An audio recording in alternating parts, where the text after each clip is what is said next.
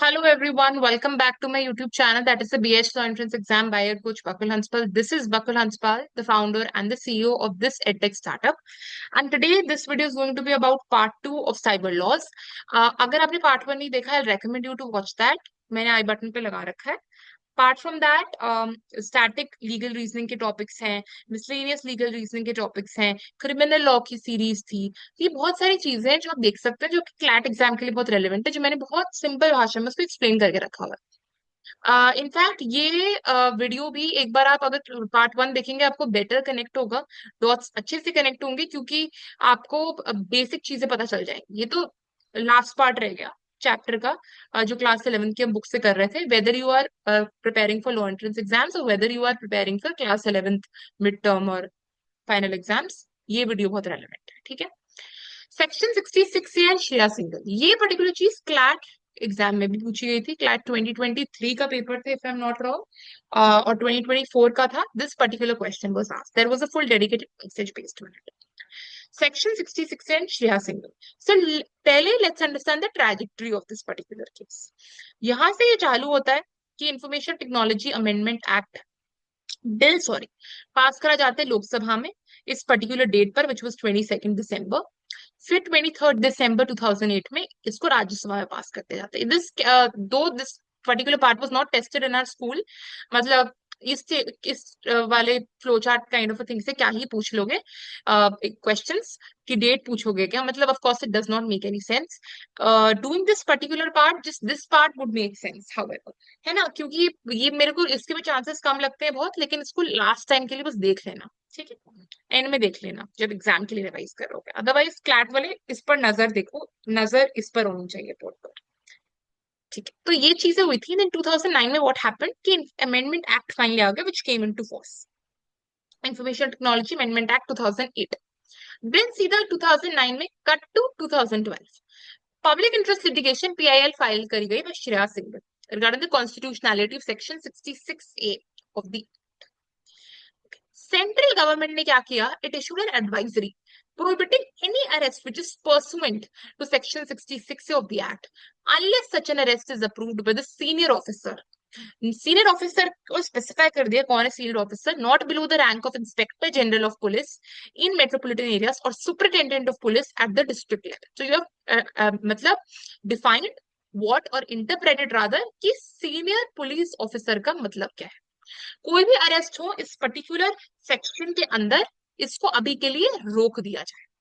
ये एडवाइजरी उन्होंने इशू करी सेंट्रल गवर्नमेंट में, क्योंकि ये आ गया था डिस्प्यूट में ये पर्टिकुलर सेक्शन.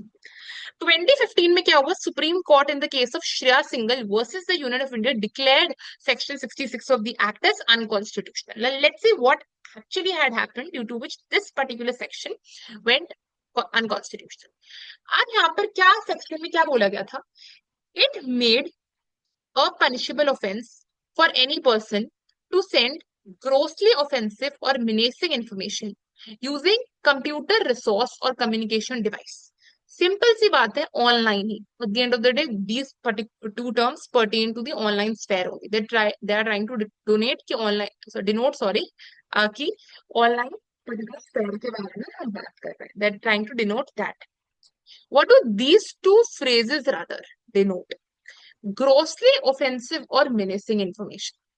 अब जो ऑफेंसिव और मिनेसिंग इंफॉर्मेशन, ऐसी कोई चीज जो बहुत बुरी लगने वाली है, जो बहुत बुरी है, जो मतलब बिल्कुल ही बंदा वो हो जाएगा, ऑफेंड हो जाएगा. अब ये बोल दिया गया इस पर्टिकुलर सेक्शन में, कोई बंदा अगर ये पर्टिकुलर मैसेजेस ऐसी या फिर कोई मटेरियल ग्रोसली ऑफेंसिव और मिनेसिंग ऐसा भेजा पाया गया, तो वो पनिशेबल ऑफेंस हो जाएगा. Fine. Amendment आया था in the year 2009, due to which this particular section was inserted. Fine. अब आते हैं, the reason behind the amendment was to address the new forms of cyber crime, such as publishing sexually explicit materials in electronic form, video voyeurism, and the breach of confidentiality and leakage of data by intermediary e-commerce frauds like personation, commonly known as phishing, identity theft, offensive messages through the communication services. कुछ terms आपने देखे होंगे इधर, which is video voyeurism and which is phishing.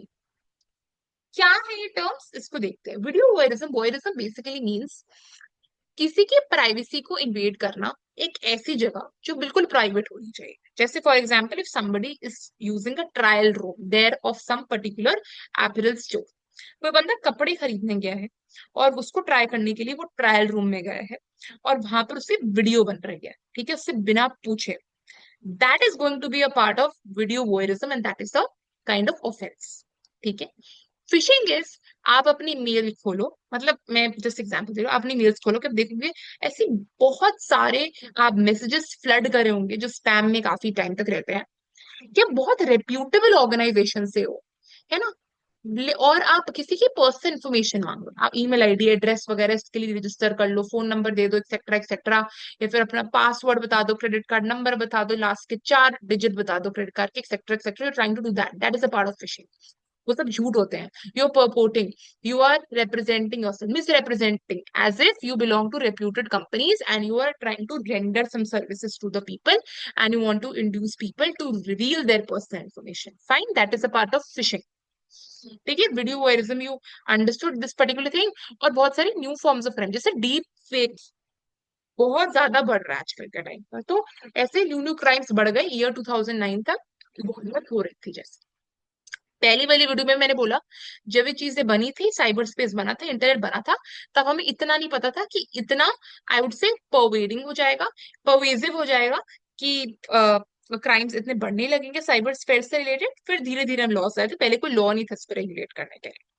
Therefore, this said, Section 66A of IT Act imposed punishment and criminalized the act of sending offensive messages through computer communication devices. However, the act used wide terms which were not defined under the section and hence caused a lot of confusion, because these two particular terms, grossly offensive and menacing information, they could mean XYZ to any individual, right? Meaning, भाई आपने इसको define नहीं करके रखा हुआ grossly offensive. जैसे for example मैं बोलूं कि ग्रोसली ऑफेंसिव का मतलब है something which is sexually explicit material, मान लो मैंने ये बोल दिया, ठीक है, हवर बाय डिफॉल्ट इसका मतलब यही होगा, राइट, बट आपने या तो डिफाइन करा, अच्छा चलो, जैसे वो होता है ना कि पार्लियामेंट में जब वो होती है, डिबेट होने वाली है, एक मैनुअल इशू होती है कि these words you are not going to use, जैसे हुई थी सड़क छाप word you can not use, अनपढ़ word you can not use, है ना, ये मैनुअल आती है कि आप डिबेट करो तो ये शब्द एक दूसरे को ना बोलो, बिकॉज वी नो कि पार्लियामेंट्री डिबेट एक्चुअली कैसी होती है, right, it's not something which is very smooth,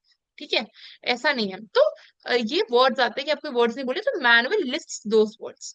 आप ग्रोसली ऑफेंसिव में आप कुछ शब्द लिख देते कि ये शब्द नहीं कहने किसी को, या फिर मिनेसिंग इन्फॉर्मेशन में या ग्रोसली ऑफेंसिव में आप बोल देते कि ये टाइप का मटेरियल किसी को नहीं भेजना, तो अगर ये पर्टिकुलर टाइप का मटेरियल है तो इसको grossly offensive and menacing information माना जाएगा। यू हैवंट कैरेक्टराइज्ड और defined those, right, due to which it caused a lot of confusion, created a conundrum, which is a very confusing situation, कि किसी के लिए ग्रोसली ऑफेंसिव, एक particular बंदे के लिए ग्रो एक शब्द जो ग्रोसली ऑफेंसिव है वो दूसरे बंदे के ग्रोसली ऑफेंसिव ना हो, जिसको रोजमर्रा की भाषा में यूज कर रहा है, नॉर्मल डेली लैंग्वेज में, उसके लिए ना हो, बट वो किसी और के लिए बिल्कुल ग्रोसली ऑफेंसिव हो, so again that is going to create a trouble. ठीक है, तो हमें नहीं पता था, it cause a lot of confusion.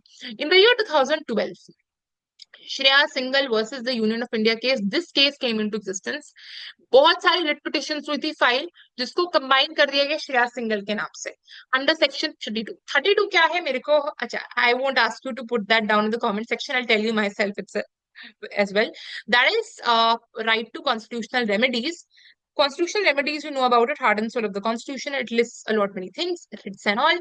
अगर आपने वो वीडियो नहीं देखी of constitutional law, I would highly recommend you to watch those videos. I'll attach that series of constitutional law as well. उसको जाके देख लीजिए. You'll be more thorough with all the articles of the constitution.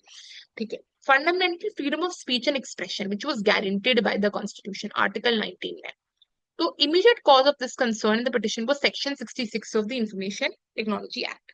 Petitioners argued कि words बहुत wide है, बहुत ही ambiguous, मतलब बहुत confusing है और इससे misuse हो रहा है, और इस पर्टिकुलर सेक्शन और मोस्ट ऑफ द टर्म्स जो है सेक्शन में, उन्होंने ये स्पेसिफाई नहीं करके रखा हुआ कि इनका मतलब क्या है, जैसे ग्रोसली ऑफेंसिव क्या माना जाएगा, मिनिसिंग क्या माना जाएगा, कुछ डिफाइन नहीं करके रखा, बस 2 शब्द, grossly offensive and menacing information, इनको छोड़ दिया ओपन इंटरप्रिटेशन। और बोला कि right to freedom of speech and expression हो रहा है लोगों का violate article 19 clause 1 clause sub clause A में, क्योंकि मैंने किसी को कोई शब्द बोला, मेरे पास अधिकार है बोलने का, जो भी मैं बोलूं एक लिमिट तक है अगेन, बट मेरे लिए वो ग्रॉसली ऑफेंसिव नहीं है, हो सकता है किसी और के लिए जरूर, है ना। What did the Supreme Court decide? On 24th March 2015, the Honorable Supreme Court struck down Section 66A of the IT Act 2000 and declared it unconstitutional for being violative of Article 19, Clause 1, Clause A of the Constitution. So, the Supreme Court also adhered, not adhered, but rather was in supportive of whatever writ petitions that were filed. ठीक है, article 19 violet हो रहा था लोगों का। Article 32 तब file करते हो जब आपको लगता है कि कोई और आर्टिकल आपका वायलेट हो रहा है, इसलिए हार्ट एंड सोल इसलिए बिकॉज अगर ये नहीं होगा तो अगर कोई भी फंडामेंटल राइट वायलेट होगा उसको रिड्रेस करने की पॉलिसी नहीं होगी, उसका रिड्रेसल की राइट आपके पास नहीं होगा। So this is one of the most critical articles of the constitution. हमने ये चैप्टर फाइनली खत्म कर लिया, कि आप एक्सरसाइजेस कर लोगे, it is not too difficult. जो डेफिनेशन है वो एक्सप्लिसिटली मेंशन्ड है बुक में। कोई दिक्कत आती है आराम से मेरे को डीएम कर देना इंस्टाग्राम पर, अ, या फिर इस पर कमेंट सेक्शन में डाल देना। I have explained everything otherwise related to this particular chapter. कोई डाउट हो तो डाल देना, कोई और स्पेसिफिक चैप्टर चाहिए, बिकॉज आई एम थिंकिंग कि मैं अब जो वेरी फर्स्ट चैप्टर है क्लास 11th का, which is about theories of different legal thinkers, है ना, वो सब चीजें अब मैं लाना चालू करूँ, ताकि अगर कोई फिलोसॉफिकल पैसेज है लीगल रीजनिंग में क्लैट के पेपर में, so you're not confused, you're able to do it, you're able to understand the philosophy or maybe the crux or the main idea of those things, because they are generally people find them very confusing or open to interpretation लगता है उसे, ठीक है। So stay tuned, कोई और doubt हो तो Telegram channel पे पोस्ट कर देना, टेलीग्राम चैनल भी है ऑफिशियल अपडेट्स के लिए, टेलीग्राम ग्रुप भी है, personally Telegram group for doubt solving, you can check that as well। कोई भी डाउट हो by the end of the day I reply it, it's very active। So for getting most of the details, do like, share, comment and subscribe to my YouTube channel।